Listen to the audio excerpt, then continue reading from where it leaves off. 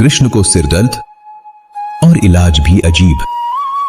हम सबने सुना है, कृष्ण ने गोवर्धन उठा लिया, कंस को मार दिया।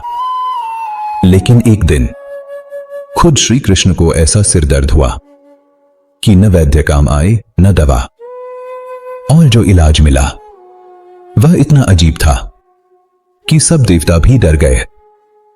द्वारका के महल में श्री कृष्ण अपने परिवार के साथ थे। अचानक उन्हें तेज सिर दर्द शुरू हो गया, इतना तीव्र कि वे लेट गए, आंखें बंद कर ली। रुक्मिणी, सत्यभामा और बाकी रानियां घबरा गई।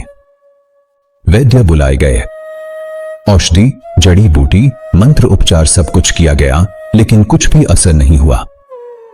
अंत में जब सब उपाय थक गए, कृष्ण ने धीरे से कहा, इस दर्द का एक ही उपाय है, किसी ऐसे व्यक्ति की पांव की धूल जो मुझसे सच्चा प्रेम करता हो, वह धूल मेरे मस्तक पर लगा दो तो यह पीड़ा तुरंत चली जाएगी। सबसे पहले कृष्ण की रानियों से कहा गया, आप चरण धूल दीजिए। उन्होंने रोकर कहा, हम आपके सिर पर अपनी धूल कैसे रख सकते हैं? अगर यह अधर्म हुआ तो हमें नरक में जाना पड़ेगा। फिर महापुरुष, ऋषि, संत बुलाए गए। सबने हाथ जोड़कर कहा, हमारी धूल भगवान के मस्तक पर, हम यह पाप नहीं लेंगे।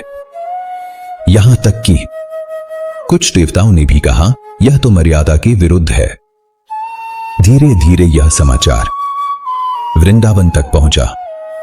वहां राधा और गोपियों को पता चला, हमारे कान्हा को भयंकर सिर दर्द है और उपाय सिर्फ इतना है कि किसी प्रेमी की पाव धूल उनके सिर पर रखी जाए।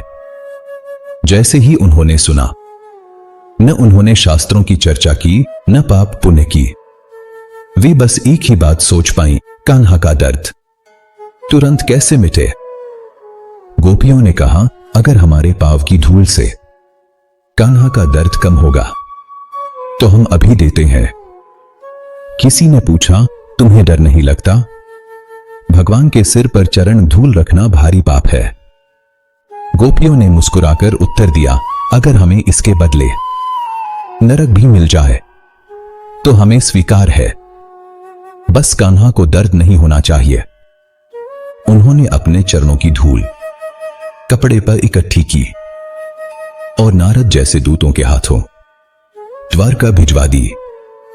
द्वारका में सब अब भी चिंता में थे।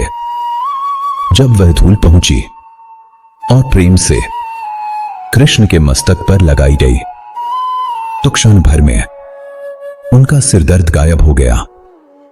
वे उठकर बैठ गए, मुस्कुराए और बोले, देखा, डॉक्टरों, ऋषियों, देवताओं ने जहां पाप पुण्य का हिसाब लगाया वहां प्रेम घट गया, और जहां प्रेम बढ़ गया वहां पाप पुण्य का डर अपने आप मिट गया। इस अनसुनी लीला में कृष्ण ने एक बात साफ कर दी, जो भक्त मेरे सुख के लिए अपने नरक तक को स्वीकार कर ले, मैं उसी की धूल को अपने मस्तक का तिलक बना लेता हूं। अगर आपके दिल में भी यह बात बैठती है कि सच्ची भक्ति गणित नहीं जानती, तो कमेंट में लिखिए, मुझे पाप पुण्य नहीं, बस कृष्ण का प्रेम चाहिए।